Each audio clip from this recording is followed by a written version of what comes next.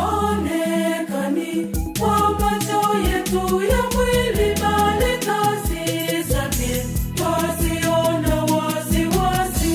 Ni Roho Mtakatifu, Roho mwenye Mungu mmoja na Baba, pia na Mwana, huyo ajua kila sauti, avuma kama upepo, ameenea kila mahali. Neno lilimiminwa ndani ya mioyo yetu, tunaishi naye, tunaishi naye.